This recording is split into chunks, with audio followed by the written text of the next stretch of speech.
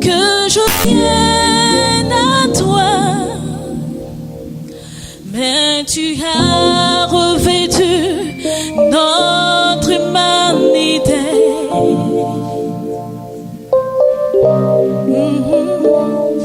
Tu n'as pas attendu que je crie à toi. C'est toi qui m'as appelé le premier. Ma reconnaissance,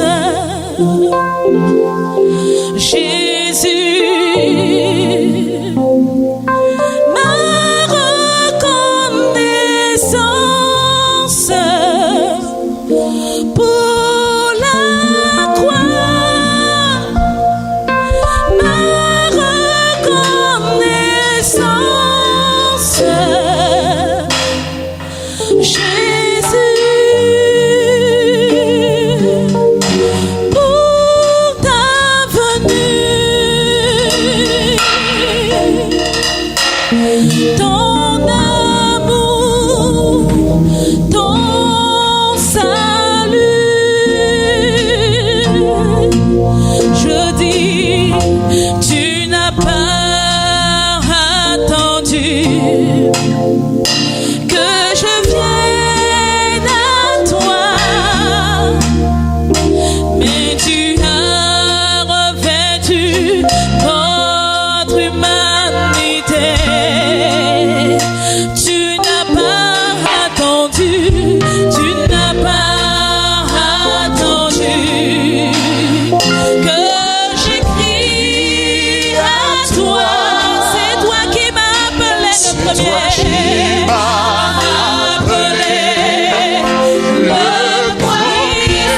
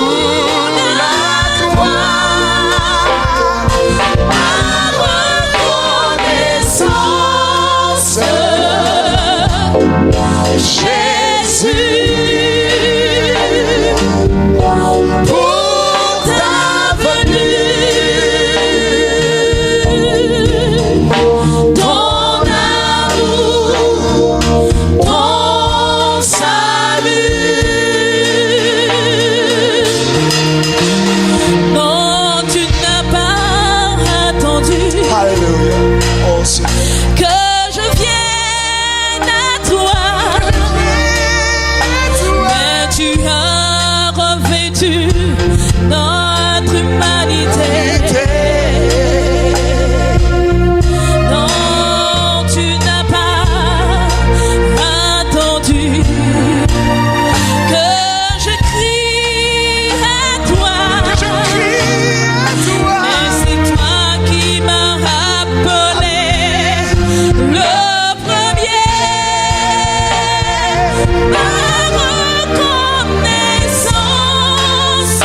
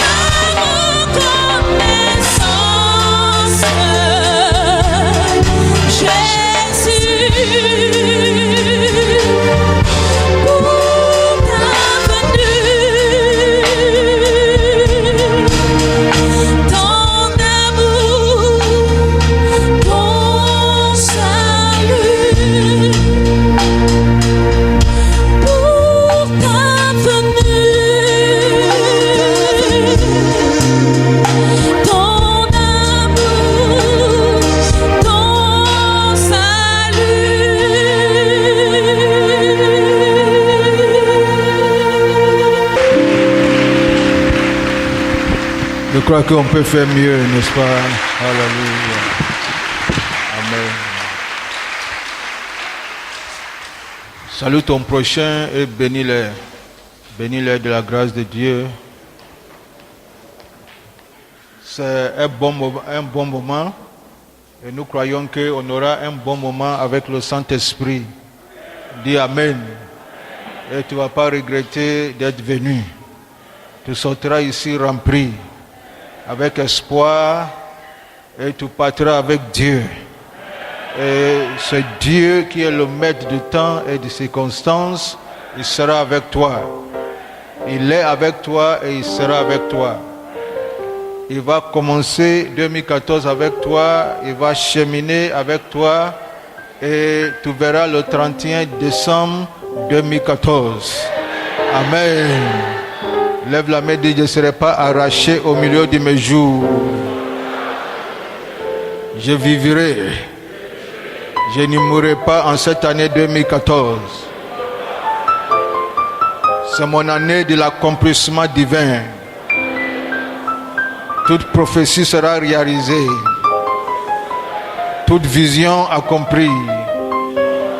Tout rêve réalisé.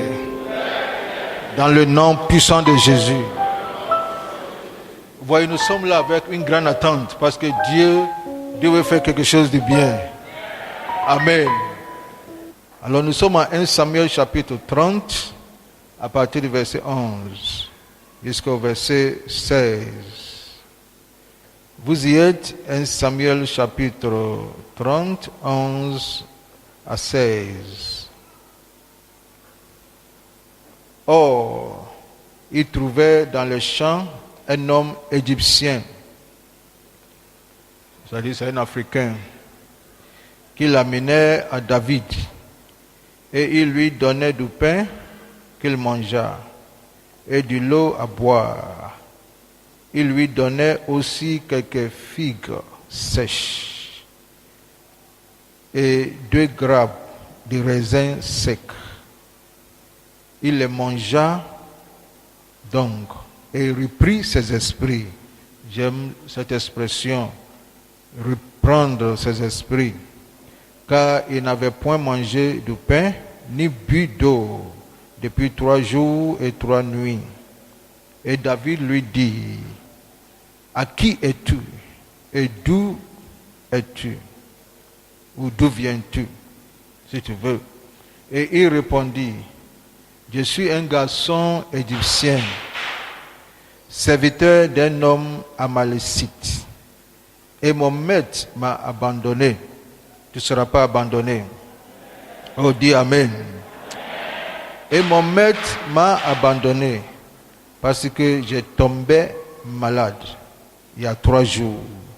Il y a 3 jours, nous avons fait éruption. Ça veut dire nous avons envahi. Nous avons fait éruption au midi des Chrétiens et sur ce qui appartient à Juda, et au midi de Caleb, et nous avons brûlé Tislag. Alors David lui dit, me conduiras-tu vers cette troupe? Me conduiras-tu vers cette troupe? Et il répondit, jure-moi par le nom de Dieu. Je ne sais pas comment il a connu Dieu, mais jure-moi par le nom de Dieu que tu ne me feras point mourir et que tu ne me livreras point entre les mains de mon maître. Et je te conduirai vers cette troupe. Et il le conduisit. Et voici, il était dispersé sur toute la contrée. Il était dispersé sur toute la contrée, mangeant, buvant et dansant, à cause de grands boutins qu'il avait enlevés au pays des Philistins et au pays de Juda. Amen. Father, we stand not in our own name. We stand in the name that is above and beyond any and every other name, the name Jesus, at the mention of which every knee bows and every tongue confesses that Jesus Christ, you are Lord, to the glory of God the Father. We are here to proclaim the name of the Lord, your goodness and your mercies, what you can do in the life of somebody. Come alive, O Lord, in Jesus' name. And somebody say, Amen. Amen. Le thème de mon message, c'est un espoir nouveau. Dis après moi, un espoir nouveau. Ou encore une fois, un espoir nouveau.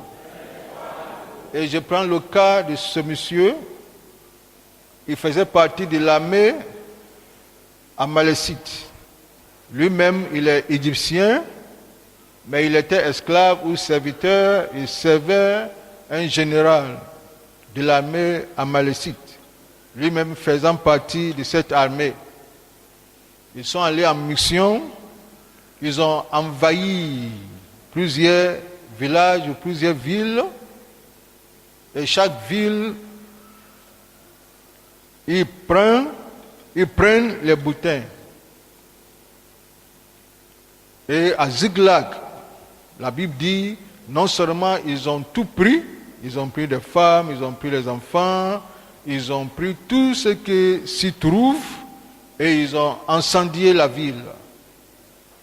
Et c'était cette ville que les Philistins ont donnée à David et sa troupe, qui aussi était en mission.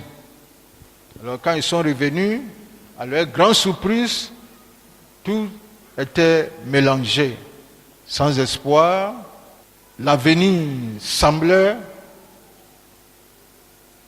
mélangé. Et la Bible dit, David s'est fortifié à l'Éternel. Quand rien ne va, il y a quelqu'un qui peut arranger les choses, qui peut remédier des choses et qui peut réparer ces choses. C'est de lui nous parlons. Alléluia. C'est le Dieu très haut, le Dieu tout-puissant. Il est le maître du ciel et de la terre. Il est le maître du 2013, il est le maître du 2014. Amen. Nous ne savons pas comment 2014 tient, mais nous connaissons celui qui tient 2014. Il est le maître du temps. Et il va te conduire au port désiré. Il te conduira au port désiré. Tes désirs seront réalisés. Tes souhaits seront réalisés. Tes prières seront exaucées en cette année 2014. Des prières faites dans des années passées, que tu continues de faire. Ces prières en cette année seront réalisées. Parce que cette année, c'est l'année de l'accomplissement divin. Dieu va accomplir ce qu'il a commencé dans ta vie. Dieu va accomplir ce qu'il a commencé, il va l'achever dans le nom puissant de Jésus. Tout ce que tu as commencé, tu verras la fin. Tu verras la fin avec succès. Tu verras la fin de ta maison. Tu verras la fin de l'élévation de tes enfants. Tu verras, ton désir sera réalisé. Amen. Il y a un monsieur qui n'aime pas tout ce que nous sommes en train de dire. Il s'appelle le diable, mais il est vaincu. Il est vaincu. Parce que il est puissant, mais il n'est pas tout puissant. Il n'est pas tout puissant. Et Jésus dit, tout pouvoir m'a été donné. Alors c'est Jésus qui est tout puissant. On revient dans notre histoire.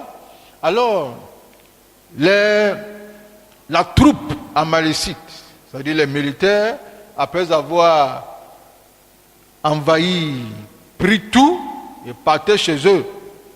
En partant chez eux, ce monsieur, dont le nom, la Bible ne nous a pas révélé, ce monsieur, je ne sais pas ce qui se passe, il tombe quelque part, il tombe malade, et ses frères d'âme ne l'ont pas aidé. Je ne comprends pas pourquoi. Son patron même l'a abandonné. Et c'était dans un champ, peut-être dans le désert quelque part, où il n'y avait pas à manger. Parce que lui-même, dans ses déclarations, il dit, ça fait 3 jours qu'il n'a pas mangé, qu'il n'a pas bu, alors qu'il n'était pas en jeûne. 3 jours sans manger, sans boire. Ça veut dire qu'il ne pouvait même pas se déplacer, n'est-ce pas? Nous sommes en train de voir sa condition. Je vais vous communiquer ce que j'appelle 7 C. Alors le premier C, c'est la condition de cet homme. C'est ça que je suis en train de décrire. Alors, s'il ne pouvait pas, un militaire, il est militaire lui-même de son état.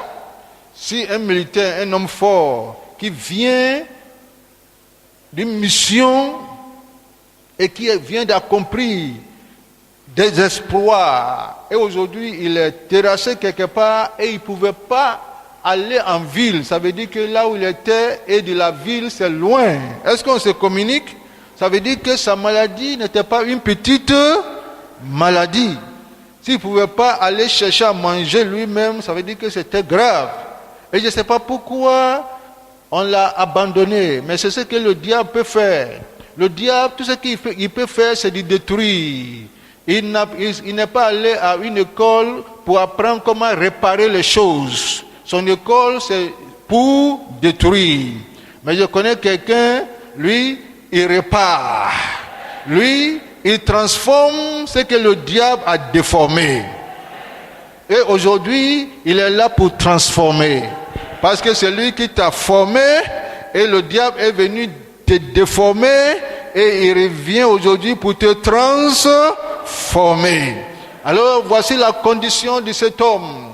Il était couché, il était faible, affaibli, il était misérable et sans aide. Il ne peut pas s'aider lui-même. Est-ce qu'on se communique? Il était malade, il avait faim, il est devenu faible et mourant. Il n'était plus utile peut-être pour son patron, pour son maître, et il a laissé, il a abandonné. Son maître ne voyait plus en lui un espoir. Mais Dieu m'a chargé de te dire, il y a un espoir nouveau. Il y a un espoir pour toi. Oh, dis-moi Amen. Dieu m'a chargé de te dire, il y a un espoir nouveau. Lève la main et dis, il y a un espoir nouveau. Quelle que soit ta condition, il y a un espoir nouveau. Même si le monsieur ne voyait pas qu'il y avait un espoir nouveau, Dieu m'a chargé de te dire, il y a un espoir nouveau. Pour son maître, c'était la fin de sa carrière militaire. On doit le jeter dans la poubelle, laisser et abandonner. Voici sa condition. Et nous allons voir la condamnation, sa condamnation. Il a été condamné par son maître. Il a été condamné parce que c'est ce que le diable fait. La différence entre le diable et Dieu est que le diable, il prend ce qui est bon et après avoir exploité la chose, et quand il voit que la chose n'est plus utile, il jette la chose. Dieu, lui, il cherche quelque chose que le diable a jeté et il prend, il va recycler la chose, il va transformer la chose et il va confondre les sages et les forts avec cette chose-là. Lève la main et dis, ça me concerne. Alors son patron l'a condamné, son patron l'a abandonné, l'a jeté, parce qu'il n'est plus utile. Il n'est plus utile. Mais nous avons un patron qui restaure. Moi j'ai un patron qui restaure mon âme, qui ranime ma force et qui me rétablit. Et ce matin, il va te rétablir. Il va te rétablir. Même si on t'a jeté, ce maître, lui, il est spécialiste de la transformation des choses inutiles.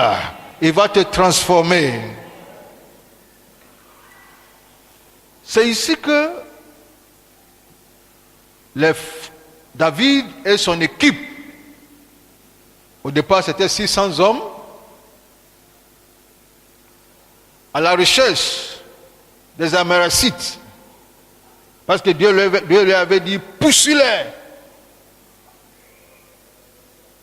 Ils ont vu un monsieur qui était là. Et voici ce que les éléments de David vont faire. Verset 11. 1 Samuel 30, le verset 11. La Bible dit, il trouvait dans les champs un homme égyptien qu'il conduisit auprès de qui? Auprès de David. Ça, c'est la consolation des hommes de David envers ce monsieur. On a vu sa situation critique. On a vu la condamnation de son patron. Maintenant, on voit la consolation des hommes de David. Quand les hommes de David sont allés vers lui, les hommes de David ne le connaissaient pas. Ils ne l'ont jamais vu. Ils savent qu'il ne fait pas partie de leur armée, de leurs troupes. Au lieu de condamner cet homme comme son propre patron a fait, les hommes de David ont plutôt choisi de le consoler. Dis après moi, consoler. De le consoler. Ils ont vu en lui un espoir nouveau. Ils lui ont dit, il y a un espoir, il y a de l'espoir, il y a un nouvel espoir pour toi. Il y a un espoir nouveau pour toi. Les hommes te voient abandonné, sans espoir. Mais nous voyons en toi un espoir. Nous voyons une destinée qui sort en toi. Nous voyons que ta carrière militaire n'a pas pris fin. C'est aujourd'hui même, tu vas diriger une équipe que tu n'as jamais dirigée. Est-ce qu'on se communique? Dieu m'a chargé de dire à quelqu'un, il y a un espoir nouveau. Dieu m'a chargé de dire à quelqu'un, un nouveau jour se lève dans quelques secondes, dans quelques minutes. Un nouveau jour se lève sur toi. Un nouveau jour se lève sur toi. Il est l'heure de fermer la page de maladie, abandon. Il est l'heure de fermer cette page. Mais un nouveau jour se lève tout à l'heure sur toi et pour toi. Lève la main et dis, ça me concerne. Oh, les hommes de David sont allés le consoler. On vient de les condamner. Mais les hommes de David n'ont pas regardé sa condition, mais ils ont regardé ce qui est en lui. Il y a un esprit en lui. Ce monsieur, c'est un homme de valeur. Il n'est pas inutile. Il est plutôt utile. Oh, je cherche des hommes comme ça, qui vont voir les lambda et qui voient dans ce lambda des personnalités. Amen. Est-ce que tu peux regarder ton voisin? Dis-lui, je te vois comme les hommes de David ont vu ce monsieur. Je te vois comme les hommes de David. Tu es un homme de valeur. Tu es un vaillant héros. Tu es un vaillant héros. Peut-être ta condition t'a donné une étiquette, mais nous on voit pas ta condition, on voit la grâce de Dieu dans ta vie, on voit l'esprit de Dieu sur ta vie, on voit la faveur de Dieu sur ta vie. Peut-être ton mari t'a laissé, peut-être ta femme t'a laissé, peut-être tu es seul dans ta maison et tu pleures, mais nous on te voit pas seul, nous on te voit avec un mari, avec un foyer, nous on te voit avec des enfants, nous on voit ce que Dieu voit dans ta vie. Ce que Dieu voit, c'est ce que nous voyons. Nous ne voyons pas ce que les hommes voient, mais nous voyons ce que Dieu voit. Il y a de l'espoir nouveau pour toi, monsieur égyptien. Il y a de l'espoir nouveau. Ne te vois pas comme quelqu'un abandonné. Pardonnez ceux qui vous ont abandonné. Pardonne-les. S'ils t'ont pas abandonné, on va pas se croiser ce matin. On est ensemble. La grâce de Dieu est sous ta vie. La faveur de Dieu est sous ta vie. Et il y a un espoir nouveau qui naît en toi. Lève la main, dis, il s'agit de moi. Dis, il s'agit de moi. Dis à quelqu'un, c'est de moi le pasteur parle. Il y a un espoir nouveau. Dieu m'a chargé, il te dit qu'il y a un espoir nouveau. Dieu m'a dit, il te dit qu'un nouveau jour se lève sur toi. Un nouveau jour se lève tout à l'heure sur toi. 2014 vient pour toi, pour favoriser ta cause, pour fermer la page noire, pour ouvrir une autre page, un autre chapitre pour ta vie. Et tu verras, si tu crois avec moi, tu verras l'accomplissement divin en 2014 dans ta vie. Tu verras la réalisation de la puissance de Dieu, tu verras sa gloire, tu verras sa faveur. Alléluia. 2014 n'est pas là contre ta vie. Parce que le maître de 2014, c'est lui-là qui est ton maître. Lui, il ne t'a pas abandonné. Il n'est pas lié par le temps. Il est le maître lui-même du temps. Il est le maître des circonstances. Rien ne peut le lier et l'affaiblir. Et il m'a chargé pour te dire qu'il est venu ce matin pour te favoriser. Pour te favoriser. Si les hommes t'ont défavorisé, même si ton maître physique t'a défavorisé, lui il vient te favoriser. Il vient te donner gloire. Il vient ajouter ta valeur. Il t'accorde un espoir.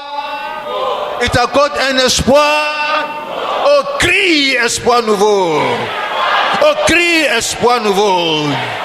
Lève la main, dit un nouveau jour se lève sur moi. Un nouveau jour se lève sur moi. Oh, ils l'ont pas condamné comme son propre maître l'a condamné et l'a laissé. Ils l'ont pas condamné. Il dit, nous on voit en toi un espoir nouveau.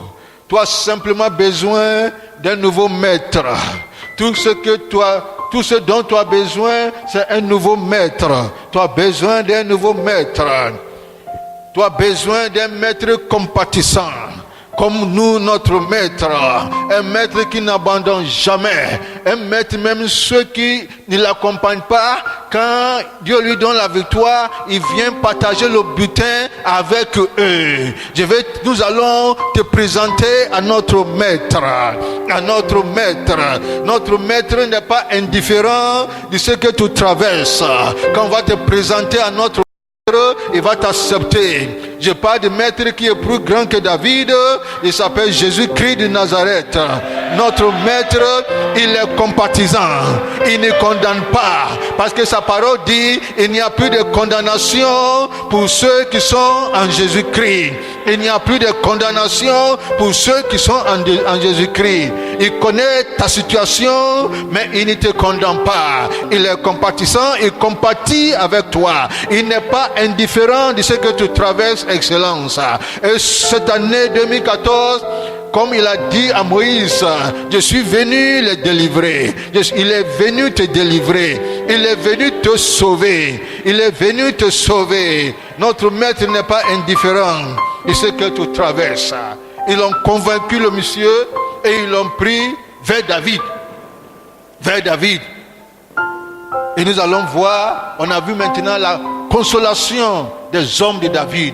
Laisse-moi te dire, Excellence, quand tu rencontres quelqu'un, quelle que soit sa condition, il ne faut pas le condamner. Oh, dis-moi Amen.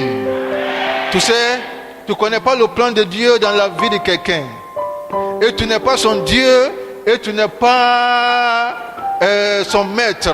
Alors quand tu vois quelqu'un, quelle que soit sa condition actuelle, ne le condamne pas. Parce que si tu le condamnes, tu vas regretter. Ne le condamne pas. Il faut faire comme les hommes de David ont fait. Il faut consoler. Dis après moi, consoler. Il faut consoler la personne, il faut consoler la personne. Dis-lui, il y a un espoir nouveau. Dis-lui, Dieu est capable de le faire. Dis-lui, Dieu va le faire. Dis-lui, Dieu, non seulement il est compatissant, il est capable. Non seulement il est compatissant, il est capable de le faire. Il est capable de faire pour toi. Il va te délivrer, il va t'élever, il va changer la situation. Prophétise dans la vie de cette personne. Et si toi-même tu traverses un moment difficile, il ne faut pas te condamner toi-même. Il ne faut pas dire, moi comme je suis de telle race, comme je suis de telle, comme je n'ai pas fait grandes écoles, il ne faut pas te condamner toi-même. Encourage-toi dans le nom de l'Éternel ton Dieu. Fortifie-toi. Dis-toi aux choses à moi que Père, c'est pas la fin. Ce n'est que le commencement de grandes choses. Dieu fera de grandes choses.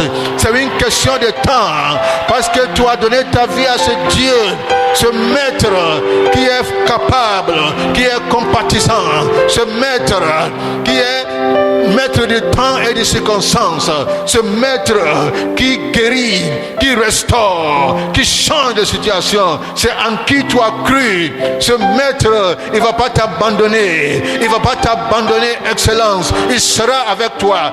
Ta part n'est pas l'abandon. Lève la main, dis, ce n'est pas ma part. Lève la main, dis, l'Éternel est ma portion. Oh, l'Éternel est ma portion. Sur cette terre de vivants, l'Éternel est ma portion. L'Éternel est ma part. Ma part, c'est l'Éternel. Et il me donnera, et il te donnera la grâce de 2014. Dis-moi Amen. Il te donnera la grâce de 2014. Il te donnera le meilleur fruit de cette année qui s'annonce. Dis, ça me concerne. Il te donnera le meilleur fruit. Tu ne mangeras pas les miettes de 2014. Chaque année, chaque mois, chaque jour vient avec ses bénédictions. Quand Dieu créa le monde, chaque jour il crée quelque chose de nouveau. Alors en 2014, il a créé quelque chose de nouveau. Mais ces choses-là, tu es héritier de cette chose. Tu es héritier de cette chose. L'Éternel est ma portion. Lève la main et dis, l'Éternel est ma portion. Dans cette saison d'accomplissement divin, l'Éternel est ma portion. Oh, dis après moi, dans cette saison d'accomplissement divin, l'Éternel est ma portion. The Lord is my portion. On y va ensemble. The Lord is my portion. The Lord is my portion. Ma part, c'est l'Éternel. Ma portion, c'est l'Éternel. Il me donnera la grâce de 2014.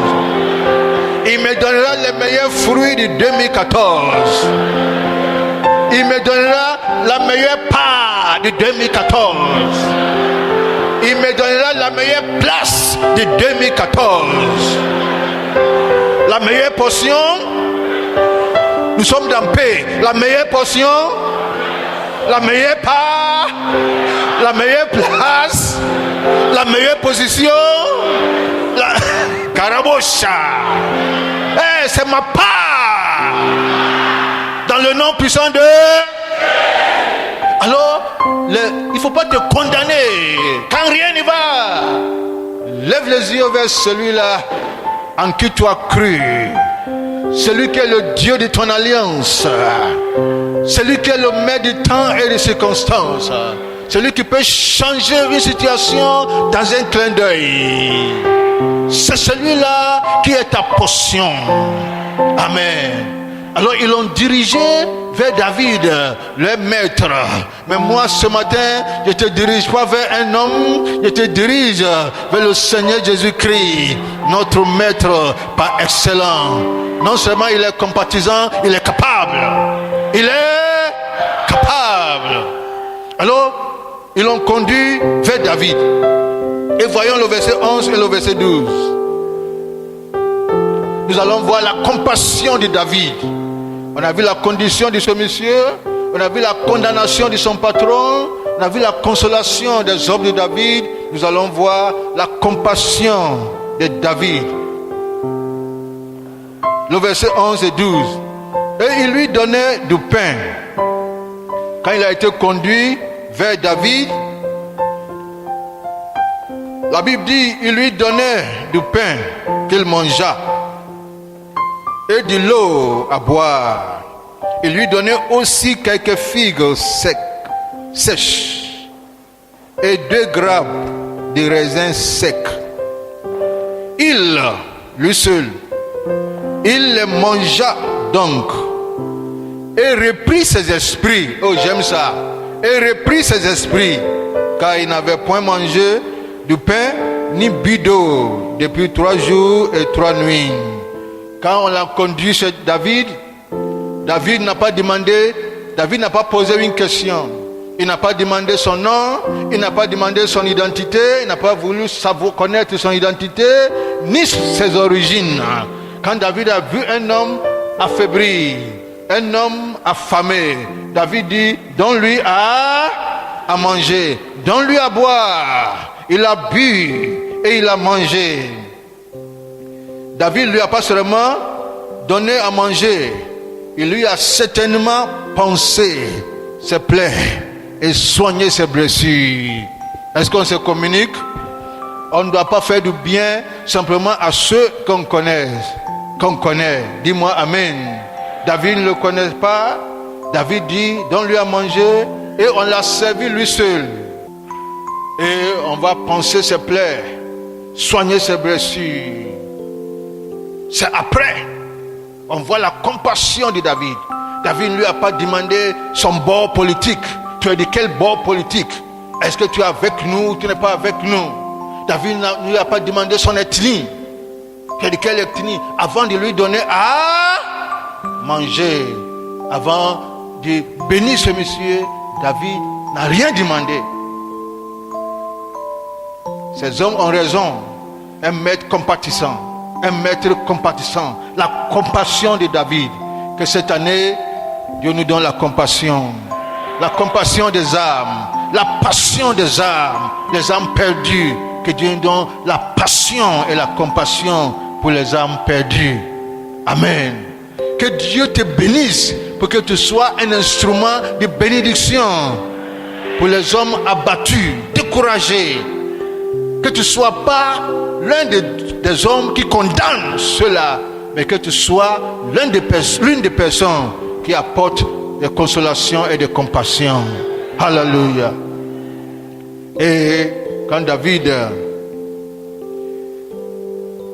lui a donné à boire, à manger, soigner ses plaies, penser ses blessures, David lui dit, le verset 13, à qui es-tu? Maintenant, ses esprits sont revenus en lui-même. Maintenant, David lui pose la question, à qui es-tu? Ou d'où es-tu? Il répondit, je suis un garçon égyptien au service d'un homme amalécite. Et voilà 3 jours que mon maître m'a abandonné parce que j'étais malade. La question qu'on lui demande, c'est qui es-tu et d'où viens-tu? En réalité, il dit, je suis tant, je viens d'ici, n'est-ce pas? Mais il commence à parler. Ça nous amène dans notre 5e C, la confession. Dis après moi la confession.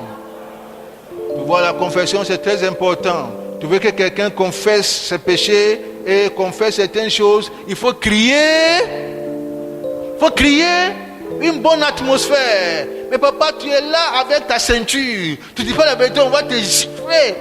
Mais l'enfant ne va pas dire la vérité. David a créé l'atmosphère. Et dans cette atmosphère d'acceptation, d'assurance et de rassurance, cette atmosphère de sécurité, on n'a pas dit au gars là de confesser. On lui a dit, qui es-tu et d'où viens-tu? Et il a commencé à dire qui il est, d'où il vient et ce qu'il fait. Et écoute ce qu'il dit. Écoute ce qu'il dit le verset 14. Nous avons fait une invasion dans le midi des Kérétiens, sur le territoire de Juda et au midi de Caleb. Et nous avons brûlé Ziklag. Dis après moi confession. Dis encore confession. Tu sais, quand tu crées une bonne atmosphère et les gens sont rassurés, les gens voient la consolation, ils voient la compassion, ils peuvent confesser leurs péchés. Leurs péchés même que personne ne savait, peuvent confesser. Parce qu'ils savent que même s'ils confessent, il y a la compassion.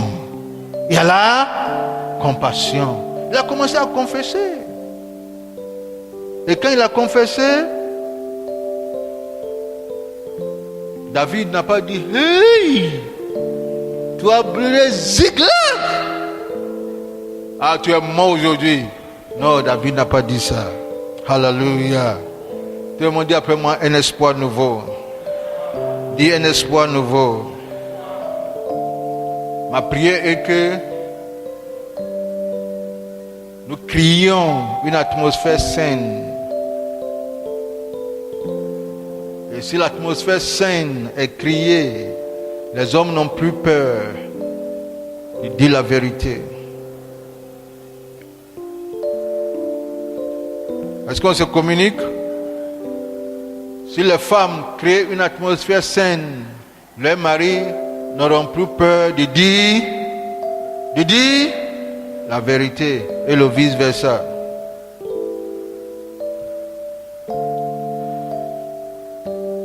Cet homme n'a pas peur de confesser ces choses horribles, les choses horribles qu'il a faites. Et sa confession n'a pas influencé la compassion de David et de ses hommes à son égard. Après sa confession, écoute ce que David va dire, le verset 15. Suis-moi bien le verset 15. On entend d'atterrir. David lui dit, veux-tu me faire descendre vers cette troupe qui est venue incendier Ziklag? Veux-tu me faire descendre? La version Obstava dit, me conduiras-tu vers cette troupe? Me conduiras-tu vers cette troupe? C'est David qui dit, est-ce que tu vas me conduire? S'il te plaît, conduis-moi. Conduis-moi. Dis après moi, conduis-moi. Le 6e c'est ce monsieur abandonné, ce monsieur délaissé, ce monsieur considéré inutile, ce monsieur maintenant à la commande de la troupe de qui? Aide-moi. De David. Ce monsieur à la commande. Il conduit l'armée la plus forte de l'époque, l'armée de David. Ce monsieur abandonné, quand son patron va le voir conduire l'armée de David dans son camp, hey, mais nous on pensait que tu es mort. Mais dis-lui, c'est toi qui penses que je suis mort, mais je suis vivant. Non seulement je suis vivant, maintenant je suis commandant. Maintenant je suis commandant. Il y a quelqu'un qui a vu en moi un espoir nouveau. Il y a quelqu'un qui a vu en moi un trésor caché. Il y a quelqu'un qui a vu en moi un lion. Tu m'as jeté, mais quelqu'un a vu en moi un lion. Maintenant je manifeste cet esprit de lion. Je suis un commandant. Je suis aux commandes. Je commande une armée. Quand je dis à l'armée, passe à gauche, l'armée passe à gauche. Parce que je connais quelque part où l'armée qui me suit n'y connaît pas. Il est devenu commandant. Dis c'est ma part. C'est ta part en cette année 2014. Ta part n'est pas dans la poussière. Ta part c'est aux commandes. Dis c'est aux commandes. Tu seras aux commandes. Tu seras aux commandes. Tu vas commander une armée. Tu vas commander une entreprise. Tu vas commander un groupe de personnes. Tu vas conduire des personnes vers leur destinée. Voici ta place. Mais il faut quelqu'un, il faut des hommes, comme des hommes de David, pour venir te consoler. C'est ce que je suis en train de faire. Est-ce qu'on se communique? Il faut qu'un maître, ça c'est Dieu, qui a la compassion, qui est un Dieu de compatissant. Et ce matin, il est là pour t'apporter et accorder sa compassion. Dis Amen. Et il est capable de faire sortir l'esprit caché, de faire sortir le lion abattu, de faire sortir le géant qui dort en toi. Et en cette année 2014, tu seras un commandant. Tu seras un commandant supérieur. Lève la main et dis ça me concerne. Qui capte la révélation de ce message? Reçois. Tu seras un commandant. Tu seras chef. Il est devenu chef. d'une armée. Chef d'une armée. Il conduit une armée. Arrêtez. Les gens là arrêtent. Laisse-moi prophétiser à l'Afrique.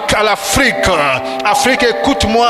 L'heure est venue où tu dois quitter ta place dans la poussière, où tu penses que tu es malade, où tu penses que tu as faim, où tu penses que tu ne peux pas faire quelque chose. L'heure est venue de quitter la poussière. Afrique, l'heure est venue de commander le monde. L'heure